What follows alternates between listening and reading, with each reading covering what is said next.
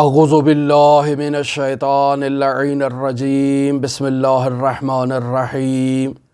الحمد للہ رب العالمین الصلاة والسلام علی اشرف الانبیاء والمرسلین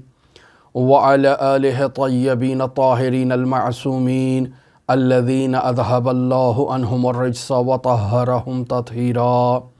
اللہم صلی علی محمد وآل محمد اللہم خرجنا من الظلمات الوہم واکرمنا بنور الفہم اللہم افتح علینا ابواب رحمتک وانشر علینا خزائن علومک برحمتک یا ارحم الراحمین۔ عزیزان محترم، عرفان اسلامی کی تلاش کے عنوان پر گفتگو جاری ہے۔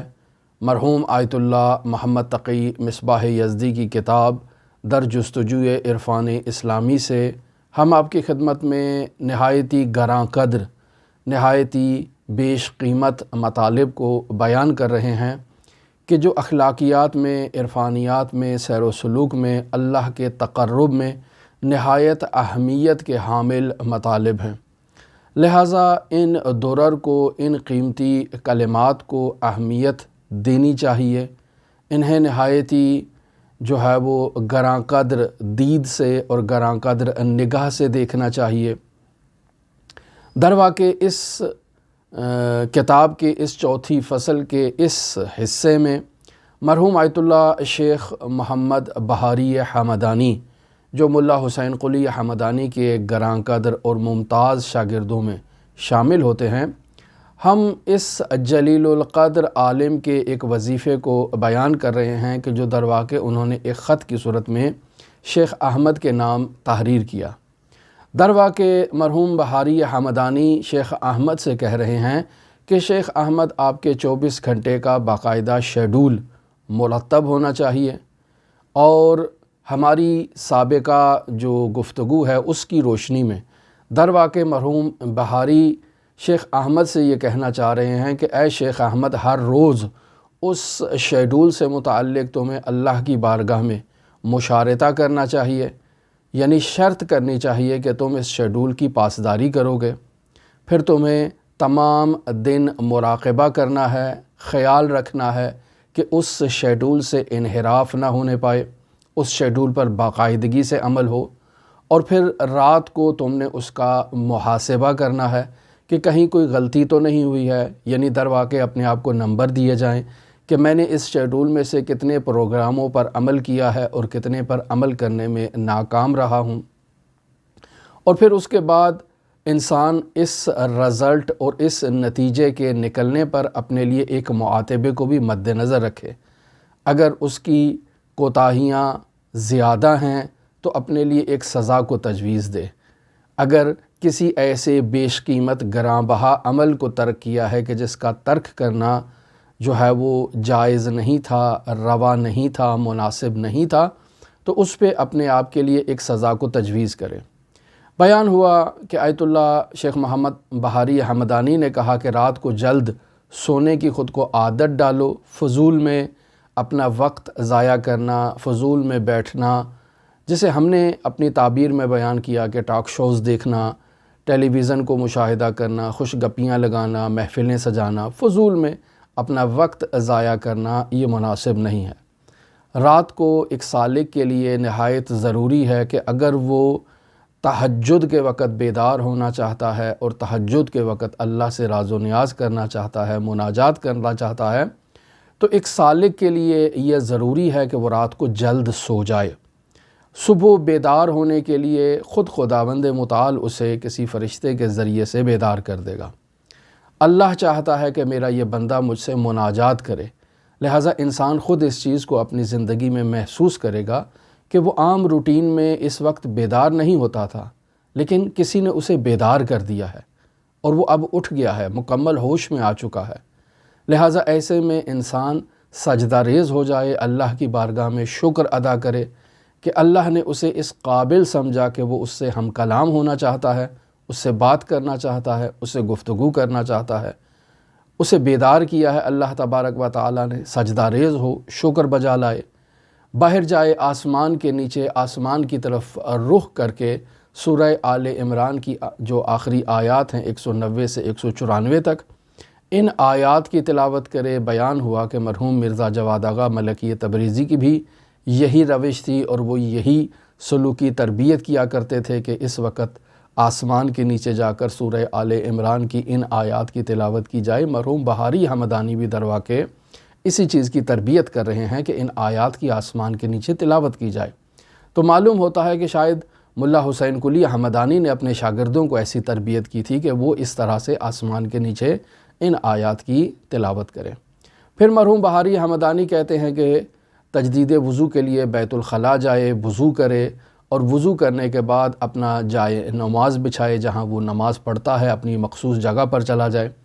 اور پھر وہاں جا کر حضرت امام زین العابدین علیہ السلام کی دعا کو، جو تہجد کے وقت جو جوف اللیل میں امام زین العابدین دعا کیا کرتے تھے، اس دعا پر دقت کرے اور اس دعا کے کلمات کو اپنی زبان سے جاری کرے۔ کچھ کلمات ہم نے اس دعا کے کل بیان کیے، اور بیان ہوا تھا کہ اس دعا کو ہم اپنے درس کے ڈسکرپشن میں مکمل طور پر دے دیں گے۔ جو طالبین دلچسپی رکھتے ہیں وہ وہاں سے اس کو نوٹ کر سکتے ہیں۔ اب جب انسان نے دعا پڑھ لی تو اب یہاں مرحوم بہاری حمدانی کہتے ہیں کہ وہ تہجد کو اسی ترتیب کے ساتھ انجام دے جسے فقہا نے بیان کیا ہے۔ مرحوم شیخ بہائی رحمۃ اللہ علیہ نے مفتاح الفلاح میں ترتیب بیان کی ہے، اور دوسرے فقہا نے بھی اپنی مصابیح اپنی کتابوں میں، رہنما کتابوں میں اس ترتیب کو بیان کیا ہے، لیکن توجہ کو مد نظر رکھا جائے، اور وہ توجہ یہ ہے کہ اگر انسان کے پاس وقت تفصیلی ہے تو انسان تفصیل سے آرام سے ٹھہر کر تفصیل سے نماز تہجد کو ادا کرے، لیکن اگر انسان کے پاس وقت مختصر ہے تو پھر اختصار کے ساتھ انسان صلاۃ اللیل کو ادا کرے۔ اب یہاں مرحوم بہاری حمدانی کہہ رہے ہیں کہ یا شیخ احمد اس بات پر توجہ دو کہ سورج نکلنے تک تم نے اللہ تبارک و تعالیٰ کی عبادت کے ساتھ اپنے وقت کو مخصوص کرنا ہے، لہٰذا جو تم نے اپنے لیے ٹائم ٹیبل اور اپنے لیے شیڈول بنا رکھا ہے، اس شیڈول میں طلوع آفتاب تک تم نے عبادت کو نوٹ کرنا ہے، اور اس وقت تم نے صرف عبادت کرنی ہے، کسی دوسرے کام میں اپنا وقت نہیں لگانا ہے اور کسی دوسرے کام میں مصروف نہیں ہونا۔ لہٰذا ہر کام کے لیے تم نے اپنا ایک شیڈول مرتب کرنا ہے اور اس کام کو اسی شیڈول کے مطابق انجام دینا ہے، لیکن یہ وقت صرف اور صرف عبادت کے لیے ہے۔ لہٰذا اگر تم اہل فکر نہیں ہو تو اس وقت اذکار اور اوراد میں اپنا وقت صرف کرو، لیکن اگر تم اہل فکر ہو تو جس موضوع کے بارے میں تم سوچ رہے ہو تمہیں اسی موضوع کے بارے میں غور کرنا ہے، اسی موضوع کے بارے میں سوچنا ہے۔ اگر دیکھو کہ آسانی سے تم فکر کر سکتے ہو تو اوراد اور تعقیبات اور اذکار کی جگہ پر تمہیں فکر کرنا چاہیے، چونکہ فکر نہایت اہم عبادت ہے عبادات میں، اور اذکار سے بھی اسے زیادہ اہمیت حاصل ہے۔ لہٰذا اپنی فکر کو اسی موضوع کے ساتھ مخصوص کرو جس موضوع کے اندر تمہاری دلچسپی ہے، جس موضوع میں تم اللہ سے بہتر رابطہ قائم کر سکتے ہو۔ لیکن یا شیخ احمد اگر تم نے دیکھا کہ تمہاری فکر جمود کا شکار ہے، یعنی جامد ہے، تمہاری فکر میں بالندگی نہیں ہے، تمہاری فکر تمہیں اللہ تبارک و تعالی تک نہیں پہنچا رہی ہے، تمہاری شکوفائی میں تمہاری فکر کردار ادا نہیں کر رہی ہے، تو یا شیخ احمد ذکر کو انجام دو۔ لہٰذا خود کے وجود میں جھانک کے دیکھو کہ تم اہل فکر ہو یا اہل ذکر ہو۔ اگر تم اہل فکر ہو تو ذکر اور اوراد اور تعقیبات پر فکر کو ترجیح دو اس طلوع آفتاب تک، لیکن اگر تم اہل فکر نہیں ہو تو اوراد کو، اذکار کو اور تعقیبات کو ان سب چیزوں پر مقدم کرو، خواہ یہ تلاوت قرآن مجید ہو، خواہ مناجات ہو، خواہ دعائیں ہوں، خواہ ذکر ہو، خواہ نماز ہو یا کوئی بھی چیز ہو۔ لہٰذا تم نے اپنے وجود میں جھانک کر دیکھنا ہے کہ تم اہل فکر ہو یا نہیں، اور اگر اہل فکر ہو تو تمہاری فکر جمود کا شکار ہے یا بالندگی رکھتی ہے، شکوفائی رکھتی ہے۔ تو اگر شکوفائی رکھنے والی فکر ہے تو فکر مقدم ہے تلاوت قرآن پر، مناجات پر، دعا پر، ذکر پر، نماز پر، اوراد پر، لیکن اگر تمہاری فکر جامد ہے تو ان چیزوں کو مقدم کرو اور ان میں اپنی عبادت میں اپنا وقت استعمال کرو۔ پھر مرحوم بہاری حمدانی شیخ احمد سے کہہ رہے ہیں کہ جی ہاں، اس ترتیب کے بعد جو میں نے بیان کیا ہے، اس کے بعد تم اپنے اوقات کو گھریلو کاموں میں صرف کرو، اور جس مقدار میں تمہارے اہل خانہ کو تم سے وقت چاہیے اور ان سے رابطہ برقرار کرنے کی ضرورت ہے، تو اپنے شیڈول میں اس وقت کو اپنے اہل خانہ کے لیے مخصوص کرو، اور پھر اس کے بعد تم بازار جاؤ۔ در واقع بازار جانے سے مراد مرحوم شیخ بہاری حمدانی کی یہ ہے کہ اے شیخ احمد، تم در واقع اپنی زندگی کے لیے کسی کاروبار کو انتخاب کرو، اپنا وقت بطالت میں ضائع نہ کرو، بازار جاؤ، یعنی اپنے کاروبار کے لیے گھر سے باہر نکلو، اپنے ذریعہ معاش کے لیے گھر سے باہر نکلو۔ لہٰذا جس سے بھی تمہاری ملاقات ہو، صرف سلام علیکم کے علاوہ اس سے اور کوئی گفتگو نہ کرو۔ جیسے ہمارے معاشرے میں سلام دعا کے بعد، احوال پرسی کے بعد بہت ساری ادھر ادھر کی لغویات، فضولیات اور غیبتیں اور ادھر ادھر کے مسائل، لوگوں سے متعلق ان کی زندگی کے اندر جھانکنے سے متعلق مسائل کے بارے میں ڈسکشن کی جاتی ہے اور گفتگو کی جاتی ہے۔ تو اے شیخ احمد، صرف سلام علیکم اور سلام دعا کے بعد تم اپنے ذکر میں مصروف رہو۔ لہٰذا جیسے ہی بازار کے اندر داخل ہو تو بازار میں داخل ہونے سے متعلق جو مخصوص دعا ہے، اس دعا کی قرأت کرو، اور پھر اس کے بعد اپنی بساط بچھا لو، یعنی اپنا جو سامان ہے کاروبار کا، اس کاروبار کے سامان کو بچھا لو۔ ظاہراً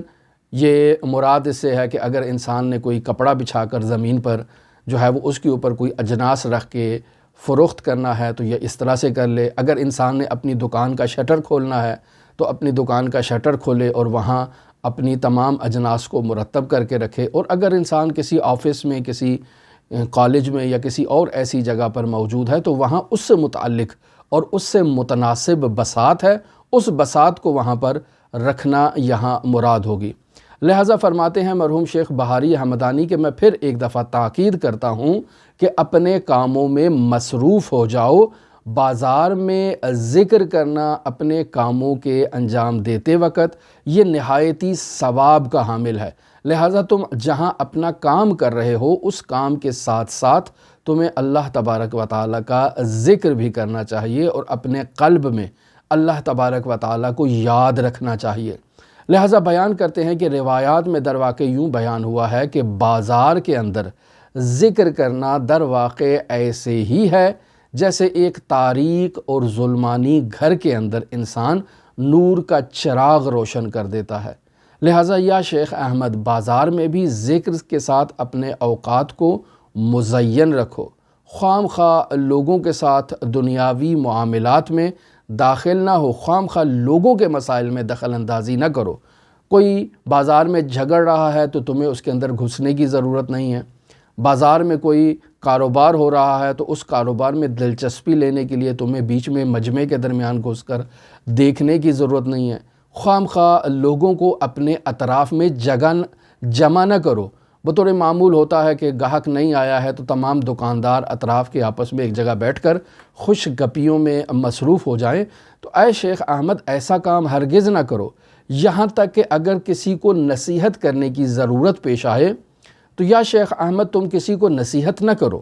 ہاں، اگر تم دیکھ رہے ہو کہ کوئی برائی ہو رہی ہے، کوئی فعل حرام انجام دے رہا ہے، کوئی منکر انجام دے رہا ہے تو اس سے نہیں کرنا، یہ ایک وظیفہ شرعی ہے۔ لیکن اس وظیفہ شرعی میں انسان نے یہ دیکھنا ہے کہ آیا اس کے کہنے کی کوئی تاثیر موجود ہے؟ اس منکر کو دفع کرنا، اس حرام سے روکنا،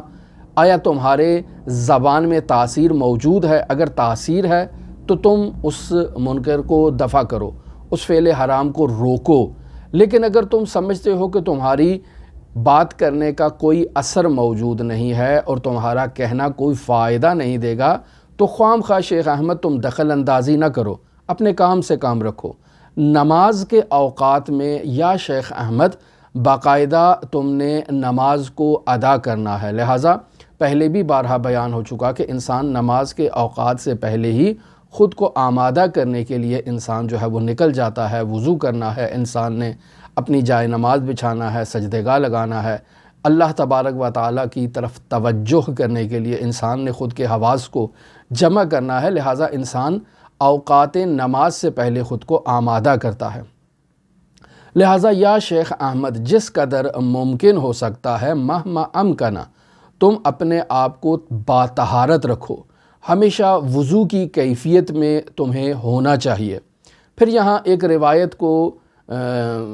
مرحوم بہاری حمدانی کے اس جو مطلب ہے اس کے حاشیے میں یہاں تذکرۃ المتقین میں ایک روایت کو بیان کیا گیا ہے کہ در واقع اس روایت میں یوں بیان کیا جاتا ہے مومن کی علامات میں لا ینام کہ مومن سوتا نہیں ہے، الا وہو علی طہر مگر یہ کہ مومن طہارت کی حالت میں ہوتا ہے، یعنی مومن جب اپنے بستر پر جاتا ہے تو با طہارت ہو کر اپنے بستر پر جاتا ہے تاکہ شیطان اس کے ساتھ اس کے خواب میں شریک نہ ہو، لہٰذا انسان طہارت کے ساتھ بستر پر جاتا ہے۔ فَإِن لَمْ يَجِدِ الْمَاءَ اگر تمہیں پانی نہیں ملتا فَلْيَتَيَمَّمَ بِالصَّعِيدِ تو پھر تمہیں مٹی کے ساتھ تیمم کرنا ہے۔ اب اس کی وجہ کو بھی بیان کر رہے ہیں، فَإِنَّ رُوحَ الْمُؤْمِنِ تُرْفَعُ إِلَى اللَّهِ تَبَارَكَ وَتَعَالَى چونکہ مومن کی روح کو اللہ تبارک و تعالیٰ کی جانب بلند کیا جاتا ہے اور لے جایا جاتا ہے، لہٰذا تمہیں پاکیزہ ہونا ہے۔ اگر تمہارا بدن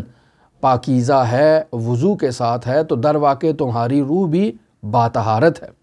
لہٰذا اے شیخ احمد تمہارے اوقات کو زیادہ تر وضو کی حالت میں ہونا چاہیے، بالخصوص رات کو سوتے وقت۔ اب یا شیخ احمد طلوعین کے درمیان اگر تم اہل ذکر ہو تو نماز کے بعد 100 مرتبہ تمہیں استغفار کرنا ہے، استغفر اللہ ربی و اتوب الیہ،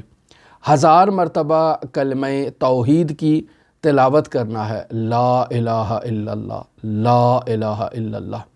اور 11 مرتبہ سورہ اخلاص کی تلاوت کرنا ہے۔ پھر 100 مرتبہ تم نے درود بھیجنا ہے، اللہم صل علی محمد و آل محمد وعجل فرج قائم آل محمد۔ یہ آخر تک اگر پڑھیں گے تو عزیزان محترم پہلے بھی ہم بیان کر چکے کہ مرحوم صاحب کتاب الغدیر علامہ امینی رحمۃ اللہ علیہ بیان کرتے ہیں کہ جو درود کو آخر تک پڑھے وعجل فرجہم تک، میں اسے اپنی کتاب الغدیر کے ثواب میں شریک کروں گا،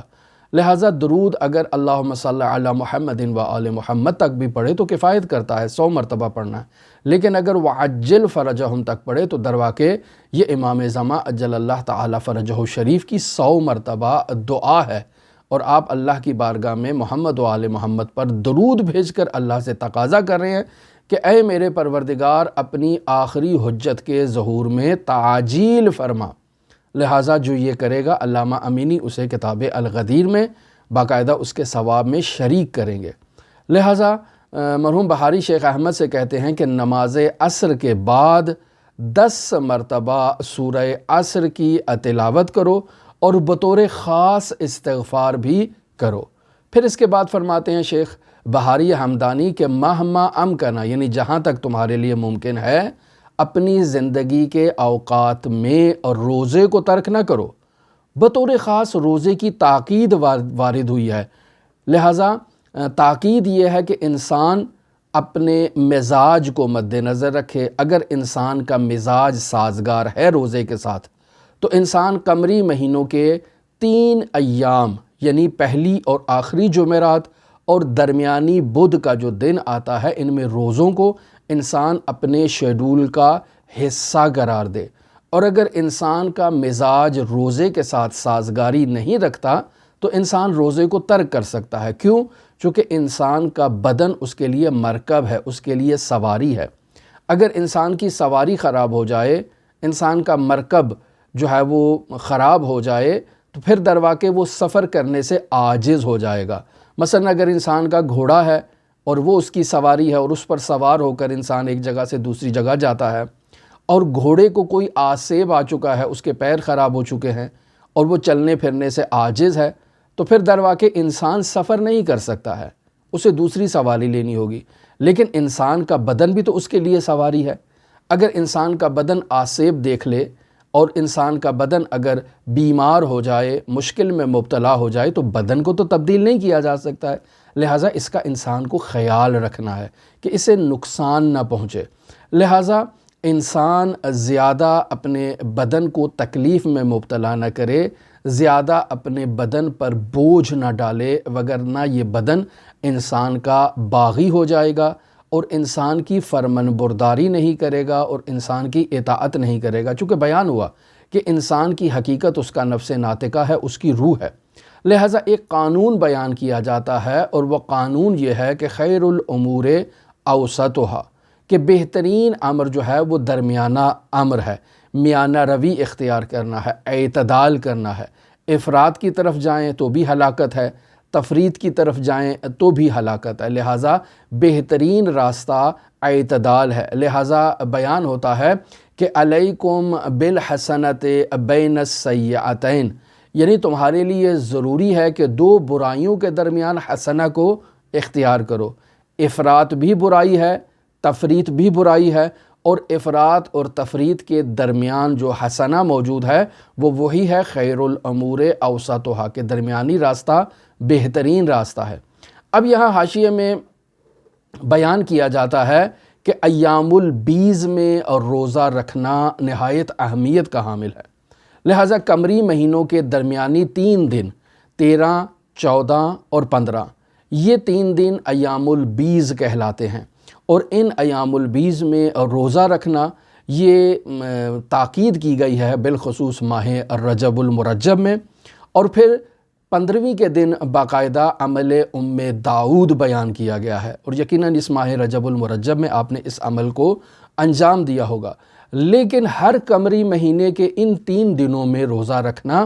یہ درواقع حضرت سید الاوصیاء امیر المؤمنین علی ابن ابی طالب علیہ آلاف و تحیت و ثنا کے لیے بطور خاص اللہ تبارک و تعالیٰ کی جانب سے وظیفہ بیان ہوا تھا۔ لہٰذا امیر المؤمنین علی ابن ابی طالب علیہ آلاف و تحیت و ثنا رسول خدا صلی اللہ علیہ وآلہ وسلم سے اس وظیفے کو نقل کرتے ہیں۔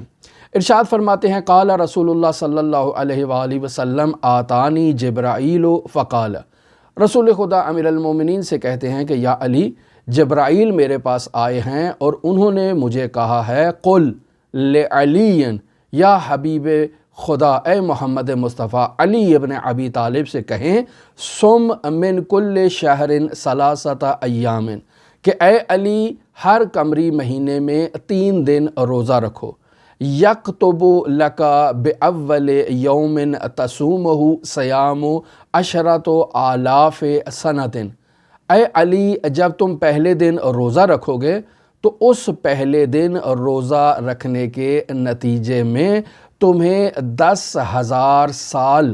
روزہ رکھنے کا جو ثواب ہے وہ تمہیں عطا کر دیا جائے گا۔ وبالثانی، اور دوسرے دن جب تم روزہ رکھو گے تو 30,000 سنۃ، تمہیں 30,000 سال روزہ رکھنے کا ثواب عطا کر دیا جائے گا۔ وبالثالث، اور تیسرے دن جب تم روزہ رکھو گے 100,000 سنۃ، تو 1000 سال روزہ رکھنے کا ثواب تمہیں عطا کر دیا جائے گا۔ قل تو مولا علی علیہ السلام رسول خدا صلی اللہ علیہ وآلہ وسلم کو مخاطب قرار دیتے ہیں اور پوچھتے ہیں یا رسول اللہ الیہ ذالک خاصتاً، یا رسول اللہ یہ 3 دن روزے رکھنا میرے لیے خاص ہے، ام للناس عامۃ، یا عام لوگوں کے لیے بھی ہے؟ فقال، تو رسول خدا صلی اللہ علیہ وآلہ وسلم ارشاد فرماتے ہیں یعطیک اللہ ذالک، اللہ نے یہ اعزاز آپ کو بخشا ہے اور یہ آپ کے لیے اللہ تبارک و تعالیٰ نے حکم دیا ہے۔ وَلِمَنْ عَمِلَ مِثْلَ ذَلِكَ، لیکن جو آپ کی اقتداء کرتا ہے اسے بھی اللہ تبارک و تعالیٰ آپ کی اقتداء کے اجر میں یہ ثواب عطا کرے گا۔ فَقُلْتُ مَا هِيَ یا رسول اللہ، یا رسول اللہ وہ 3 دن کون سے ہیں؟ قال ایام البیض، تو رسول خدا صلی اللہ علیہ وآلہ وسلم نے فرمایا وہ ایام البیض ہیں، من کل شہر، ہر قمری مہینے سے اور ہر مہینے سے وہ ایام بیض ہیں۔ وہیا ثالث عشر، 13واں، والرابع عشر، 14واں، والخامسہ عشر، اور 15واں۔ یہ روایت آپ تلاش کر سکتے ہیں، مرحوم شیخ حر آملی کی کتاب ہے وسائل الشیعہ، جلد نمبر 10 ہے اور صفحہ نمبر 437 ہے، حدیث نمبر 3 کے تحت مرحوم حر آملی نے اس روایت کو بیان کیا ہے۔ اس روایت میں 2 نکات قابل اہمیت ہیں کہ یہ عمل اس قدر شریف ہے، اس قدر عظیم ہے، اس قدر بلند مرتبہ ہے کہ اللہ تبارک و تعالیٰ نے امام الائمہ امیر المؤمنین علی ابن ابی طالب کو اس وظیفے سے نوازا ہے۔ دوسرا یہ کہ اس عمل کا ثواب اس شخص کو دیا جائے گا جو امیر المؤمنین کی امامت کا اقرار کرتے ہوئے، امیر المؤمنین کی اقتداء کرتے ہوئے وہ اس صوم کو انجام دے گا اور اس روزے کو رکھے گا۔ اگر وہ علی کی اقتداء نہیں کرتا اور مطلقاً صوم رکھنا چاہتا ہے تو اسے یہ اجر نہیں ملے گا، یہاں اقتداء علی ضروری ہے۔ لہٰذا حضرت علی ابن ابی طالب کے محبین شیعہ حضرات جو علی ابن ابی طالب کی اقتداء کرتے ہیں، علی ابن ابی طالب کی پیروی کرتے ہیں، وہ اس اقتداء اور اس پیروی کے نتیجے میں جب یہ 3 دن ایام البیض میں روزہ رکھتے ہیں تو اللہ تبارک و تعالی انہیں یہ درجہ عطا کرے گا۔ لہٰذا اگر سابقہ ادوار میں وہ افراد جو مرتاض تھے، جو شرعی ریاضتوں کی پابندی کیا کرتے تھے، ان کے اگر کردار میں توجہ کی جائے تو وہ ان ایام البیض میں یقیناً روزہ رکھا کرتے تھے، اور پھر ایام البیض میں 15ویں دن جو ہے قمری مہینے کے، وہ ہر مہینے میں عمل داؤد کو انجام دیا کرتے تھے۔ لہٰذا ان کا یہ عمل نور علی نور ہو جایا کرتا تھا۔ لہٰذا اگر انسان وہ طولانی عمل داؤد کا انجام نہیں دے سکتا تو حد اقل انسان 100 مرتبہ سورہ الحمد، 10 مرتبہ آیت الکرسی اور 100 مرتبہ سورہ اخلاص کو تلاوت کرے۔ چونکہ اقبال الاعمال میں جہاں 1000 مرتبہ سورہ جو ہے وہ قل کا ذکر کیا گیا ہے، وہاں 100 مرتبہ سورہ قل سے متعلق بھی روایت موجود ہے۔ پس معلوم ہوتا ہے کہ روایت میں یہ عمل داؤد انجام دینا یہ خود اہمیت رکھتا ہے۔ اس کی اہمیت اس قدر شدید ہے کہ اگر کوئی 1000 دفعہ نہیں کر جاتا تو اس کے لیے تخفیف دی گئی ہے، سہولت ایجاد کی گئی ہے کہ وہ 100 مرتبہ ان اذکار کو انجام دے۔ لہٰذا یقیناً آپ نے عمل داؤد کو انجام دیا ہوگا اور خداوند متعال آپ سے اس عمل داؤد کو انجام دے۔ ہم یہ بیان کرنا چاہ رہے ہیں کہ سابقہ ادوار میں جو ریاضات شرعی کرنے والے مرتاض تھے، ان کی یہ روش ہوا کرتی تھی کہ وہ ان نورانی روایات کے پیش نظر ہر قمری مہینے کے ایام البیض میں روزہ بھی رکھتے تھے اور عمل داؤد کو بھی انجام دیتے تھے۔ لہٰذا مرحوم شیخ بہاری حمدانی شیخ احمد سے کہہ رہے ہیں کہ یا شیخ احمد، اگر رات کے کسی بھی پہر تم ایک لمبا سجدہ کر سکو تو یہ بہت اچھا ہے، اور ضرور اس لمبے سجدے کو انجام دو، اور اس میں ذکر وہی ذکر ہو جو بطور معمول سجدے میں انجام دیا جاتا ہے، سبحان ربی الاعلی و بحمدہ، اس ذکر کا اس میں تکرار کرو۔ لہٰذا مہما امکنا، جہاں تک تمہارا جو ہے تمہارے لیے ممکن ہے، اس سجدے کے وقت اپنے دل کو اللہ تبارک و تعالیٰ کی بارگاہ میں حاضر کرو اور اپنے حواس کو بکھرنے سے بچاؤ، پراکندے ہونے سے بچاؤ، اور اپنے حواس کو اللہ تبارک و تعالیٰ کی جانب متوجہ کرو۔ لہٰذا اس عمل میں مداومت کرو، پائیداری کرو، اس قدر مداومت اور پائیداری ہو کہ یہ عمل تمہارے لیے ملکہ ہو جائے، عادت ہو جائے۔ اور ملکے کے بارے میں پہلے بھی بیان ہو چکا کہ اگر اس ملکے کے عمل کو انسان کسی بھی وجہ سے ترک کر دیتا ہے تو سارا وقت اس کے لیے پشیمانی کی گنجائش رہتی ہے اور وہ پشیمان رہتا ہے، افسردہ رہتا ہے۔ لہٰذا اس سجدے کو ترک نہ کرو یا شیخ احمد۔ لہٰذا آیت اللہ بہاری حمدانی ان تمام وظائف کو بیان کرنے کے بعد اپنی گفتگو کو ختم کر رہے ہیں اور اپنے خط کا اختتام کر رہے ہیں اور کہتے ہیں کہ یا شیخ احمد، فی الحال اسی مقدار میں آپ کے لیے جو بیان کیا جا رہا ہے یہ کافی ہے۔ یہ کلمات جو میں نے علی سبیل الاختصار تحریر کیے ہیں یہ آپ کے لیے کافی ہے، مزید کسی چیز کی گنجائش نہیں ہے، اور اگر مزید کسی چیز کی گنجائش میں نے مشاہدہ کی تو دوبارہ اسے خط میں آپ کے لیے تحریر کر دوں گا۔ تو عزیزان محترم، دیکھیں کس قدر خوبصورت وظائف مرحوم شیخ بہاری حمدانی نے اپنی کتاب تذکرۃ المتقین میں بیان کیے ہیں، اور بیان ہوا کہ یہ کتاب تذکرۃ المتقین درواقع سیر و سلوک کے سالکین کے لیے وہ رہنما اصول ہیں جنہیں مرحوم شیخ بہاری حمدانی نے خطوط کی صورت میں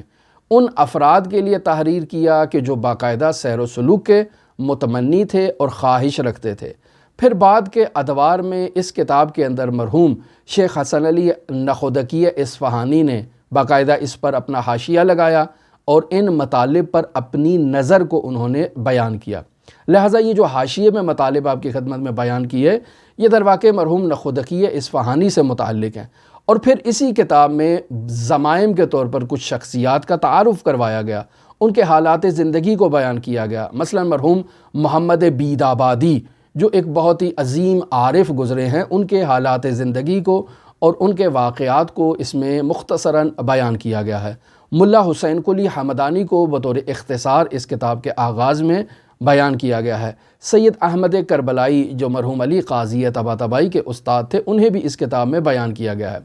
یہ نہایت ہی خوبصورت کتاب ہے، نہایت ہی بہترین کتاب ہے۔ اگر کسی کو وقت ملے تو اس کتاب کو ضرور مطالعہ کرے۔ کسی زمانے میں اس کتاب کا اردو ترجمہ ہوا تھا، لیکن وہی مسائل جنہیں میں آج صبح بھی شیخ صدوق کے حالات زندگی میں بیان کر چکا کہ لوگ کتابیں لکھتے ہیں لیکن ان کے پاس وسائل نہیں ہوتے، اور پھر وہ کتابیں پبلش نہیں ہو پاتی ہیں اور آہستہ آہستہ ضائع ہو جاتی ہیں۔ ایک جلیل القدر عالم نے اس کتاب تذکرۃ المتقین کا ترجمہ کیا تھا، لیکن ان کے پاس وسائل موجود نہیں تھے، اور پھر وہ کتاب نابود ہو گئی، تلف ہو گئی، ضائع ہو گئی، اور یہ کتاب جہاں تک میری معلومات ہیں اس کا اردو ترجمہ موجود نہیں ہے۔ لیکن اگر کسی کو اردو ترجمہ اس کا مل جائے تو ہمیں بھی اس کی طرف رہنمائی کریں۔ اللہ تبارک و تعالیٰ آپ کو جزائے خیر عطا فرمائے۔